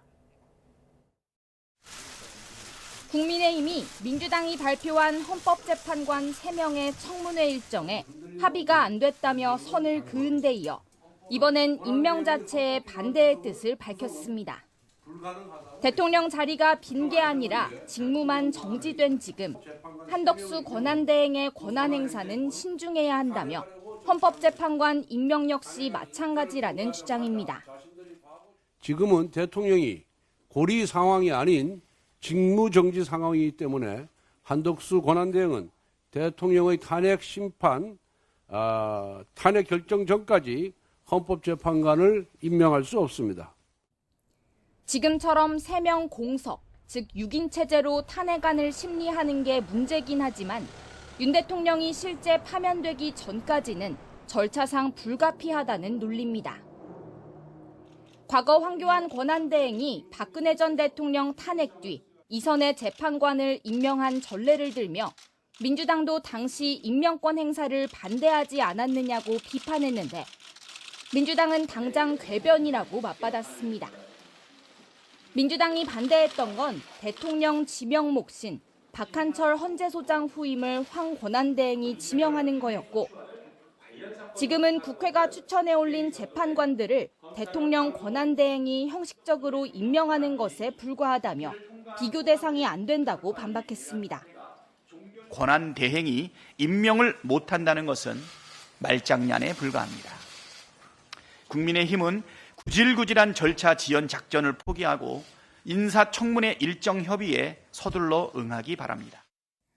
특히 6인 체제에서는 만장일치가 나와야만 윤 대통령이 파면될 수 있다는 점을 노린 꼼수가 아니냐며 내란 수계를 구하기 위해 구질구질하게 절차를 늦추려 하지 말고 탄핵 심판 공정성을 위해 9인 체제를 갖추는 데 어서 협조하라고 촉구했습니다. 대통령 탄핵 소추안 가결 이후 처음 이뤄진 여야 원내대표 회동 역시 전국 수습 방안 논의라는 취지가 무색하게 헌법재판관 임명을 둘러싼 이견만 확인한 채 끝났습니다. YTN 송재인입니다. 김정원 헌법재판소 사무처장은 한덕수 대통령 권한대행이 헌법재판관에 대한 임명권을 행사하는 게 가능하다고 본다고 밝혔습니다. 헌재는 과거에도 황교안 권한대행이 박근혜 전 대통령의 탄핵소추가 받아들여진 이후 재판관을 임명한 사례가 있어 전례에 비춰 가능하다는 입장입니다. 김정원 사무처장은 또 6명이 심리를 시작하는 데 대해 어떤 법률적인 문제도 없다고 재판부에서 판단하고 있다고 말했습니다.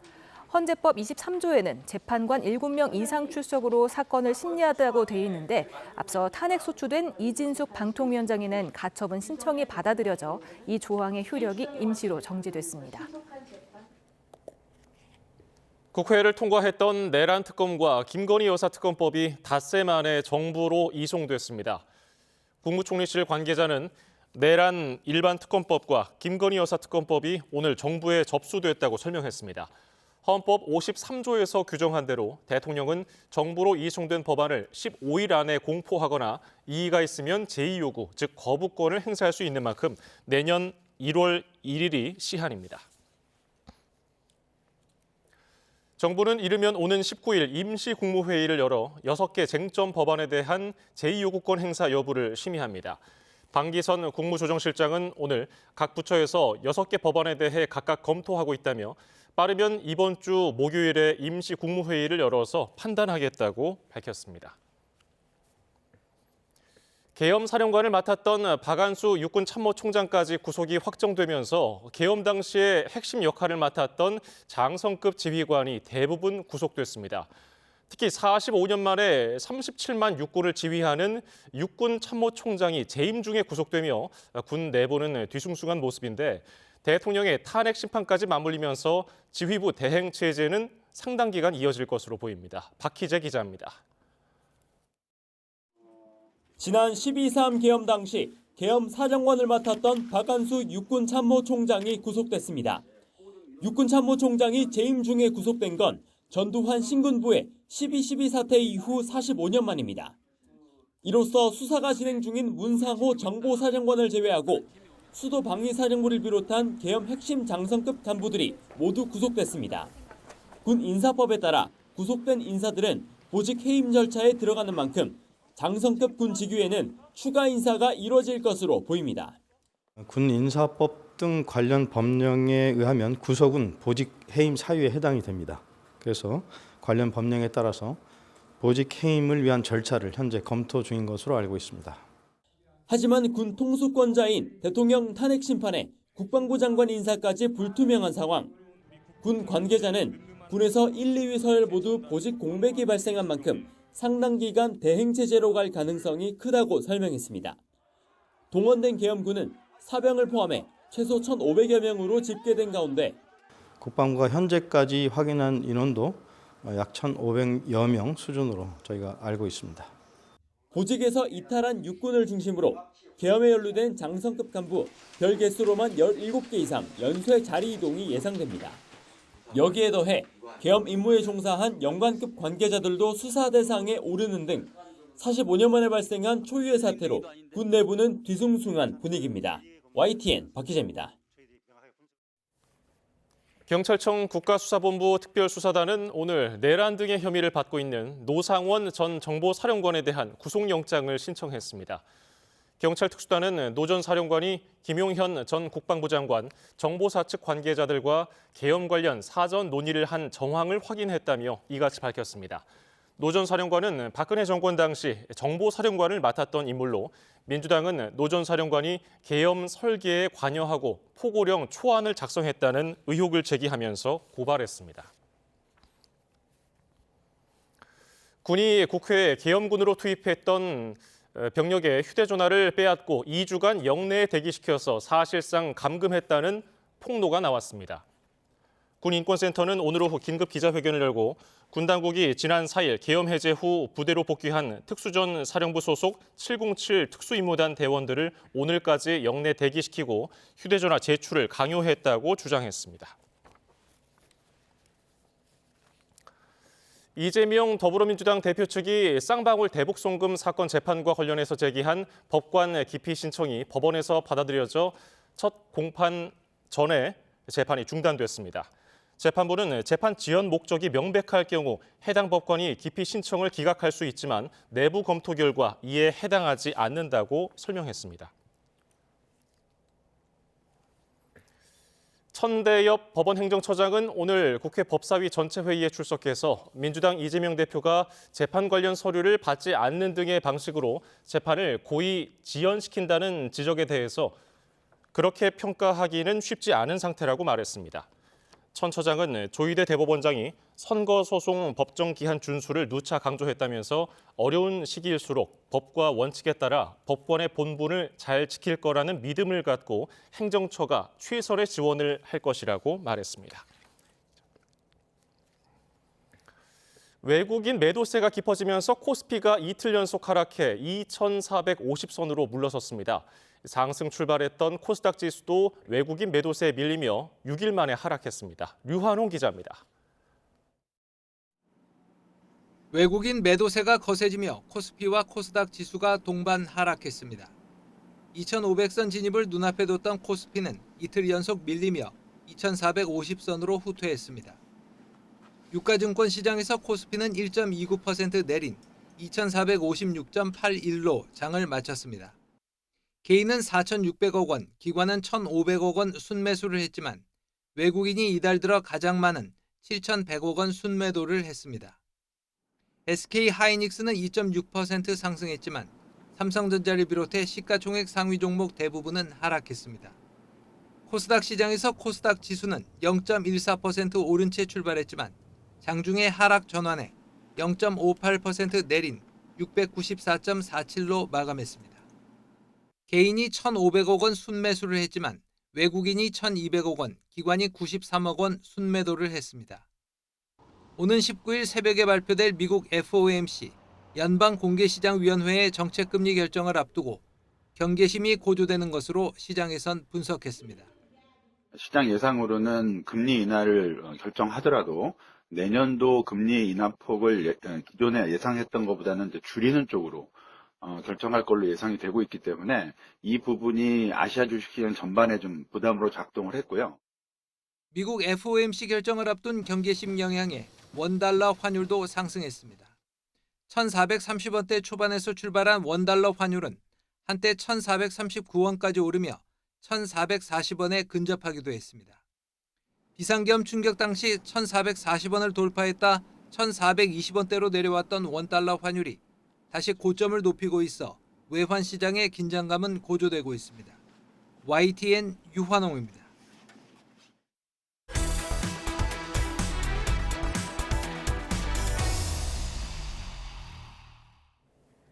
서울 남부지방검찰청은 오늘 정치자금법 위반 혐의가 있는 건진법사 전모 씨를 체포했습니다. 검찰은 무속인으로 알려진 전 씨가 지난 2018년 지방선거를 돕는다는 명목으로 정치인들로부터 불법 정치자금을 받은 것으로 보고 있습니다. 검찰은 또 오늘 오전 전 씨 자택에 대한 압수수색도 진행했습니다. 전 씨는 과거 윤석열 대통령 대선 캠프에서 한때 활동했던 것으로 알려져 논란이 일었습니다. 공천 개입 의혹을 수사하는 검찰이 명태균 씨가 쓰던 휴대전화 황금폰을 복원하는 데 주력하고 있습니다. 측근을 통해 황금폰을 검찰에 제출한 명 씨는 옥중에서 야당 의원을 만났습니다. 보도에 이명준 기자입니다. 검찰이 집중하고 있는 건 황금폰의 복구. 최근 명태균 씨에게서 확보한 휴대전화 3대와 이동식 저장 장치 1개입니다. 휴대전화 세대의 포렌식 작업을 벌여 증거 자료를 수집하는 데 집중하는 겁니다. 포렌식 결과는 이르면 이번 주 안으로 나올 것으로 보입니다. 검찰이 이 작업에 집중하는 이유는 공천 개입 의혹, 창원 제2국가산업단지 부지 선정 개입 의혹 등 각종 의혹의 실체를 밝힐 실마리를 찾기 위해서입니다. 검찰은 이 휴대전화 등에 명 씨가 윤석열 대통령 부부나 유력 정치인과 통화한 녹음 파일이나 문자 메시지 내용 등이 담겨 있을 것으로 의심하고 있습니다. 이런 가운데 수감 중인 명 씨는 더불어민주당 박주민 의원을 접견했습니다. 명 씨가 지난달 박 의원과 통화하며 구속되면 접견을 와달라고 말한 게 성사된 겁니다. 접견은 30분 정도 이뤄졌는데 황금폰과 관련된 대화는 확인되지 않았습니다. 본인의 현재 상황과 앞으로 있을 정치 일정에 대한 본인의 생각을 주로 많이 이야기하셨고 저는 거의 들었습니다. 명 씨의 첫 재판은 오는 23일. 명 씨 측은 공판 준비기일을 준비하는 데 집중하고 있습니다.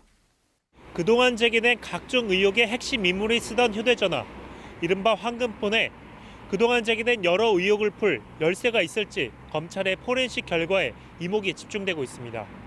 YTN 임명준입니다. 북한군과 러시아군의 연합부대가 우크라이나의 공격을 받아 200명이 숨졌다는 주장이 나왔습니다. 이와 관련해 미국 정부는 러시아에 파병된 북한군의 교전과 사상자 발생 사실을 처음으로 공식 확인했습니다. 김지영 기자의 보도입니다. 우크라이나 군사정보국은 북한군과 러시아군의 연합부대에 치명적이고 회복 불가능한 손실을 입혔다고 주장했습니다. 그러면서 전사자가 200명에 이른다고 밝혔는데 북한군이 얼마나 포함됐는지는 언급하지 않았습니다. 앞서 우크라이나군은 텔레그램 채널에 쿠르스크에서 전사한 북한군이라며 병사 수십 명의 사진과 동영상을 공개하기도 했습니다. 하지만 화질이 선명하지 않아 북한군 시신인지는 불분명합니다. 크렘린궁은 이와 관련해 논평을 거부했습니다. 반면 미국 정부는 러시아에 파병된 북한군이 쿠르스크에서 우크라이나군과 전투를 벌여 사상자가 발생했다고 밝혔습니다. 미국 정부가 북한군의 교전과 사상자 발생을 공식 확인한 건 이번이 처음입니다. They entered a war, and they are, as such, combatants and are legitimate targets for the Ukrainian military. We have seen North Korean soldiers who have been killed in action on the battlefield inside Russia. 트럼프 당선인은 기자회견에서 미국의 장거리 미사일 사용 승인이 북한군의 파병을 불러왔다고 지적했습니다. I think that was a bad thing, and that brought the Koreans in, North Korea. Another man I get along with very well. I'm the only one that does. But that did a lot of bad things.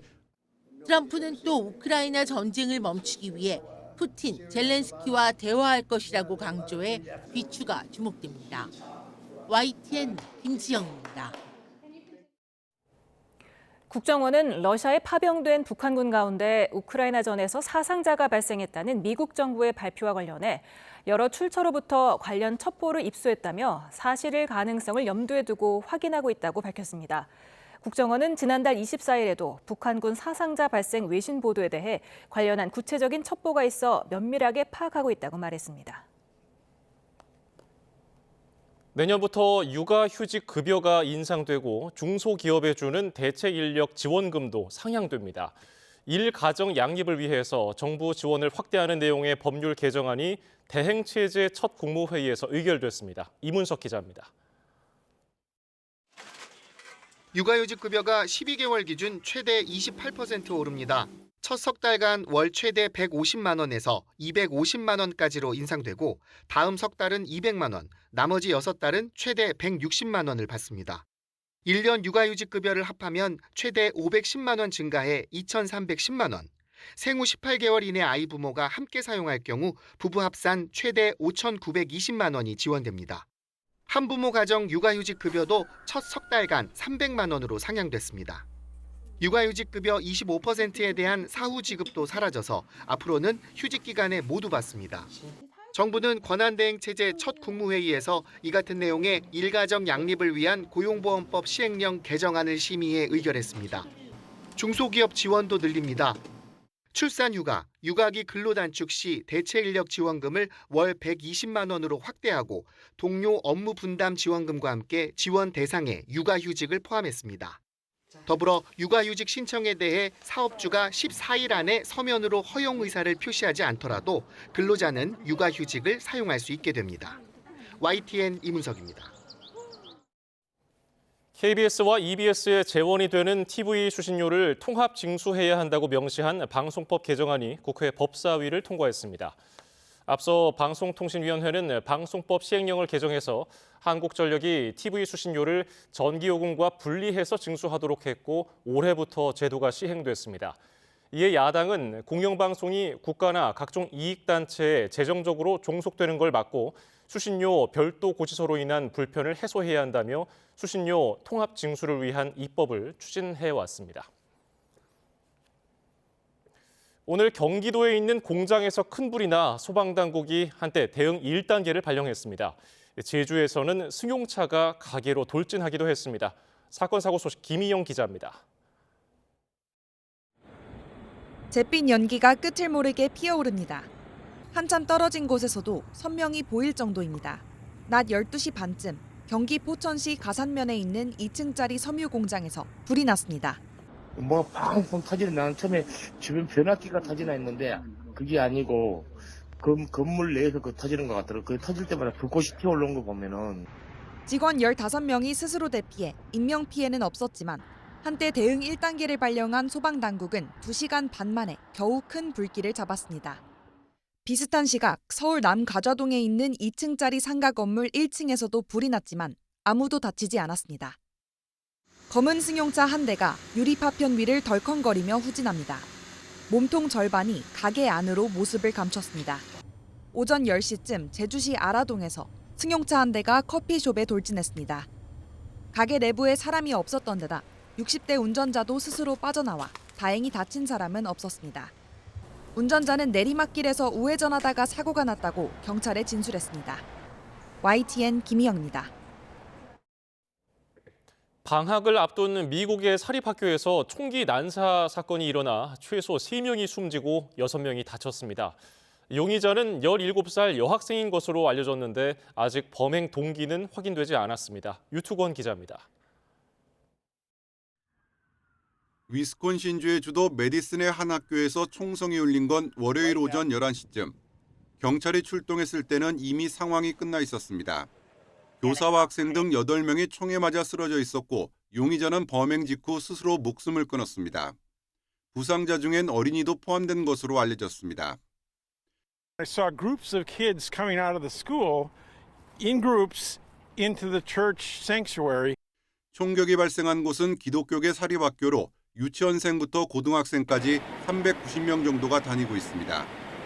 용의자는 이 학교에 재학 중인 17살의 여학생으로 9mm 권총을 난사한 것으로 확인됐습니다. 범행 동기는 아직 밝혀지지 않았습니다. Many of you have asked me about the why of this. Why did this happen? What do we know? What was the motivation? I do not know. 사건을 보고받은 바이든 대통령은 충격적인 일이라면서 강력한 총기 규제의 필요성을 거듭 강조했습니다. 올 한해 미국 학교에서 발생한 총격 사건은 322건으로 거의 하루에 한 번꼴로 비극이 벌어졌습니다. 특히 지난 9월엔 조지아주의 한 고등학교에서 14살 학생이 반자동 소총을 난사해 13명이 숨지거나 다치기도 했습니다. YTN 유투관입니다. 일본의 한 패스트푸드점에서 남녀 중학생 2명이 일면식도 없는 남성이 휘두른 흉기에 찔려 여학생이 숨지고 남학생은 크게 다쳤습니다. 용의자의 행방은 여전히 알 수 없는 가운데 인근 학교 4천여 명이 하루 동안 학교에 나오지 않는 등 불안감이 커지고 있습니다. 도쿄 김세호 특파원입니다. 주말 저녁 학원을 마친 남녀 중학생 2명은 맥도날드에서 주문을 위해 줄을 서 있었습니다. 중년 남성이 가게로 들어와 이들에게 다가가더니 아무 말 없이 흉기로 여학생과 남학생을 각각 한 차례씩 찌르고 달아났습니다. 여학생은 과다출혈로 숨졌고 남학생은 중상을 입었습니다. 범행 후 도주까지 30초도 걸리지 않았습니다. 용의자는 피해자들과 전혀 모르는 사이인 것으로 알려졌는데 행방은 오리무중입니다. 이 맥도날드는 근처에 유치원과 초중학교, 학원 등이 몰려 있어 평소 학생들이 많이 찾는 곳입니다. そうですね。なんか結構遅い時間まで近くに塾がね何個もあるんで、学帰りの学生がやっぱり多くて。 피해 학생들의 중학교는 하루 휴교를 했고 나머지 인근 학교는 자율 출석을 허용했는데 4,100여 명이 등교하지 않았습니다.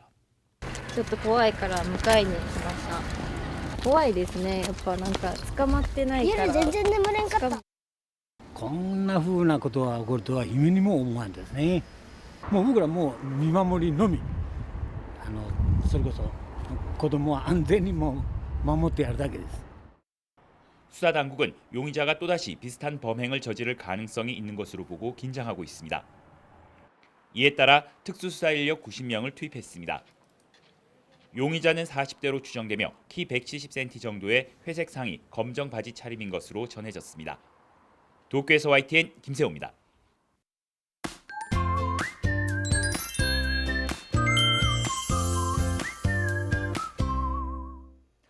북극 한파가 밀려오고 있습니다. 강력한 한기에 기온이 큰 폭으로 떨어질 것으로 보이는데요. 경기 북동부와 강원 지역에 한파특보가 내려진 가운데 내일 서울 아침 기온이 영하 6도, 대관령은 영하 13도까지 떨어지는 등 이번 겨울 들어서 가장 추운 날씨가 찾아오겠습니다. 한낮에도 서울 기온이 1도에 머무는 등 오늘보다 3도에서 6도가량 낮아지겠고 찬바람의 체감 온도는 종일 영하권을 유지하는 곳이 많겠습니다. 강추위가 찾아오면서 근육량이 적은 중장년층은 저체온증이 발생할 수 있어서 주의가 필요한데요. 팔다리가 심하게 떨리고 피부가 창백해지면서 닭살이 돋을 경우, 또 입술이 푸른빛으로 변할 경우 저체온증을 의심해 볼 수 있습니다. 이런 증상이 나타난다면 바로 119에 신고를 하고 응급실을 가기 전까지 최대한 몸을 따뜻하게 하는 게 좋습니다. 그리고 의식이 있는 경우에는 따뜻한 음료를 마시는 것도 큰 도움이 되겠습니다. 추위 속에 해안가와 제주도에는 눈비가 내리겠습니다. 내일 오후까지는 충남 서해안과 호남에, 늦은 오후부터 모레까지는 동해안에 최고 5에서 10cm의 많은 눈이 오겠고요. 제주 산간에는 모레까지 5에서 15cm의 눈이 내려 쌓이겠습니다. 해안과 산간 또 제주도에서는 내일 바람도 강하겠습니다. 대설에 강풍이 겹쳐서 야외 시설물이 무너질 우려가 크니까요. 점검을 미리 해주셔야겠습니다. 올해 오후부터 잠시 추위가 주춤하겠지만 금요일 밤부터 주말 사이 서쪽 지역을 중심으로 또다시 비나 눈이 오겠고 이후 다시 날이 무척 추워질 전망입니다. 날씨 캔버스의 김수연, 고은재였습니다. 오늘 저희가 준비한 뉴스 플러스는 여기까지입니다. 잠시 뒤 뉴스퀘어 저녁 8시 뉴스가 방송됩니다. 고맙습니다.